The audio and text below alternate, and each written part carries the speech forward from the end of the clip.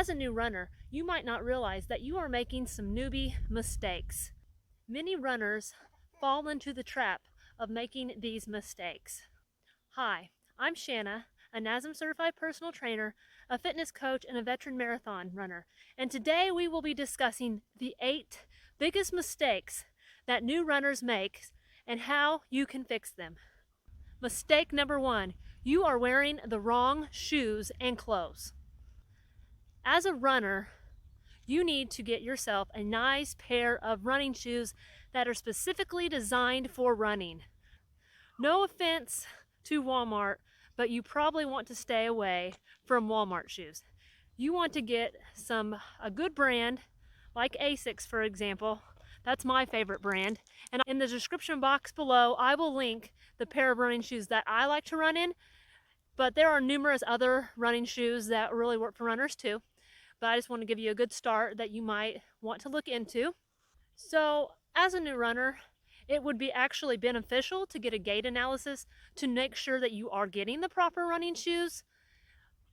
And I never actually had a gait analysis, but I hear that it is great to have. I just don't live in an area that has access to this. So I feel like getting a pair of Asics running shoes is probably going to be good enough. Now let's talk about clothing, because that is pretty important as a runner too. I highly recommend getting dry fit clothing or some type of moisture wicking clothing. Cotton is not the best to wear against your skin. It chafes you and all sorts of other issues can happen, and it just doesn't absorb your sweat very well. It just keeps you wet and uncomfortable. So highly recommend getting some dry fit moisture wicking clothes. And I will also link some running clothes that you might be interested in the description box below. Mistake number 2 that runners usually make is running too much too soon. So oftentimes they want to go too hard and too fast because they're just so excited because they're taking part in this new running activity. This is definitely not the smartest approach, because you are going to lose interest in this activity quickly if you are on the path to going too much, too fast, too soon. You're going to burn yourself out. You need to be more conservative. Start with a walk-run program. Gradually build yourself up. No more than 10% each week. That would be a very smart, wise thing to do. So here's my experience with this. So learn from my mistake. When I was 15, I went out I did too much too soon. My first run ever, I decided, somebody invited me to go on a run with them, and I'm like, you know what? Sure, I'll try. I'll go with you. They're like, well, I'm going to be doing 4 miles. I'm like, all right, I'm up for the challenge. Don't do that. Don't do it. If somebody asks you to go 4 miles with them and you never even ran 1 mile, don't do it. Don't listen. You need to start with a walk and run program. 4 miles is way too much to start out with. Way too much. I was so tired. I didn't think I was ever going to run again. I laid in bed I just went to bed the rest of the day. I'm like, I am never doing this again. I hate running. Not going to do it. Well, I changed my mind. 2 weeks later, I decided, you know what? I'm going to give running a shot again. But I was smarter about it this time. I did a walk and run program. So I just started with telephone poles. I would walk a telephone pole, I'd jog to the next one, then I'd walk the next one, and then as time goes on, I could run more telephone poles and walk less. Eventually I could run 1 mile, and then 2 miles, and then I ran my first 5K, and then I just kept going from there. So yeah, definitely start out slower so you don't burn yourself out and you are excited to continue on your running adventure. Another reason that you don't want to run too much too soon is because you don't want to get injured. This is often a complaint from new runners. They're complaining of getting runner's knee, shin splints, IT band syndrome. These are very common injuries that especially new runners are complaining of. So if you are getting these injuries, make sure you listen to your body and pull back. So this is good advice for any runner. Just because you're a more advanced runner, you still can get these. That's just a sign of your body telling you that you need to cut back Maybe take a day off, maybe take a couple days off, maybe reduce your mileage down so you can continue running. Very smart. Always listen to your body. As runners, it's very hard as you really get into running, very hard to want to listen. A lot of us runners are just so strong-willed and determined. We don't want to stop once we get going. But you're just going to have to if you want to continue running. Mistake number 3 that new runners often make is that they are only running. You need to do more activities than besides running. That's for sure. It's just going to set you up for success, make you stronger, make your body more efficient. So you need to be cross-training. Doing activities like swimming, cycling, yoga are great for a cross-training activity. They will work different muscle groups besides running. That's going to complement the muscles that you are using while you are running. So definitely going to benefit you if you are doing some cross-training. Runners should also be doing strength training. At least 2 to 3 times per week is a very good starting point. So important. It definitely builds your core, makes your core stronger to continue running. I mean, it works all your muscles doing strength training, but you definitely want to have a strong core as a runner. And plus, if you're working your abs, your core out, you're going to have some nice looking abs. So make sure you are doing some strength training so you become a stronger, more efficient runner.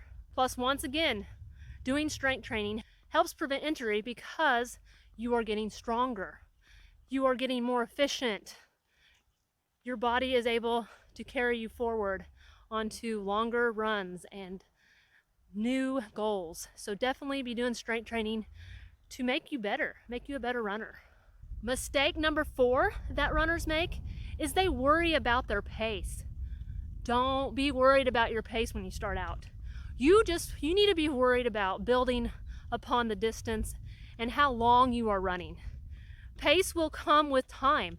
As you continue running, you will naturally get faster as your body becomes more efficient and stronger. So don't worry about pace in the beginning. So if you're running your first 5K race, don't worry about the time. Worry about completing the race. And that goes for any race that you are doing, whether it's a 10K, a half marathon, a marathon. Your first race should just be to finish it. And then you can start setting goals from there. You need a baseline to see where you are at, where you are starting at, and then set goals as time goes on. Mistake number 5 that runners often make, they are trying to race every run. They are trying just to go out all out every single run. That is just natural. You want to run as fast as you can. You're like, oh, each run I need to get better. Oh, I need to run faster. Don't get too excited now. I know it's easy to when you are starting out, but just your runs are gonna have to be varied. And as you get to be more experienced runner, you cannot go out every run as fast as you can. I mean, you will be able to do speed work, but some runs that you're gonna often have to alternate. You're gonna have to do a recovery run, and then maybe the next run you can do some type of speed work in your run. That's gonna be the smart way to do it. If you're always trying to race every run, you are going to burn yourself out very quickly, and you're just not gonna like running. Trust me, when you are throwing speed work in your weekly routines, you are going to appreciate the days that you have a recovery run. So definitely keep that in mind for sure. If you are trying to race every run and going out way too fast, you're gonna burn, like I said, you're gonna burn yourself out, and you are just probably gonna eventually not be consistent with running anymore. You're gonna do less and less of it, and that is not what you want to do. For sure, you want to keep improving and keep building upon your endurance. Have you ever experienced a side stitch while you are running? Well, that is often because you are running too fast, or you need to take a walk break more. You need to do a walk-run program. There have been so many people that I have talked to that have tried running, and they say, I hate running. I always get a side stitch. Well, this is why. You are doing too much too soon. You need to be walking probably more in the beginning than running, and then you gradually build over time to do more running. And that's going to naturally make you more efficient, and you're not going to get those side stitches anymore. So remember, if you are going as fast as you can every run, starting out way too fast, you're going to burn yourself out at the end. You're just not going to have enough energy to want to finish the run. So make sure you start out slowly. It's definitely a good idea, at least your first 5 to 10 minutes of running be a slower run, and then you can gradually pick up the pace. Towards the middle or the end of the run, you want to be able to be a little faster than you were at the beginning of the run. Mistake number 6, not warming up and cooling down properly. This is so common. This is actually very common in experienced runners too. They want to skip the warm up and cool down sometimes. And honestly, it's easy to when you are having lack of time, but it's so important that you are warming up and cooling down. So make sure your first half mile, 2 mile, or 5 to 10 minutes of running that you are doing some light jogging to get your heart rate up and get your body prepared for the activity of running. This will loosen up your muscles, and it also get you mentally prepared for the activity. You also want to make sure you're cooling down. You want to do 5 to 10 minutes of light jogging at the end of the activity so you can get your heart rate down to baseline. You're going to reduce muscle stiffness. So make sure that you are cooling down, because you're just probably going to feel better, a little bit better the next day if you properly cool down so that you're not so stiff the next day. Also, a very important thing that is so easy to skip, I have actually been guilty of this too, is stretching. Not the most interesting things for us runners, because we want to be active all the time. We just don't want to slow down to stretch oftentimes, but it is so important. It's going to help prevent injuries, and it's just going to reduce stiffness. Also, foam rolling is a great activity too. If you're not a huge fan of stretching, at least do foam rolling or some type of yoga or something. That's really going to benefit your running. So make sure you are doing these activities. Mistake number 7 that new runners often make is wearing too much or too little of clothing during their runs. For example, overdressing is often a very common thing with new runners, because you just don't want to be cold when you start out. I was guilty of this too. I actually this is kind of embarrassing. I actually wore a coat one time when I was running. So don't do that. That will look pretty goofy actually. A lot of runners are like, why are they wearing a coat? But yeah, I did that once when I think I was just starting running. So I was like a teenager. So I'll give myself a pass for that, because I probably didn't know any better. But make sure you don't do that. All you really need, if it's super cold out. I also wore a double pair of socks. Don't do that either. You only need 1 pair of socks, even when it's cold. Your feet won't really get too cold that much. So just 1 pair of socks for sure. If the temperature is like 35 to 55 degrees, you probably could wear a long sleeve shirt. That would probably be appropriate for the run. Sometimes that depends on the wind chill, but that's usually a good guideline. So that will keep you comfortable enough, because you have to remember that your body is naturally going to warm up when you run, so you don't want to overdress for sure.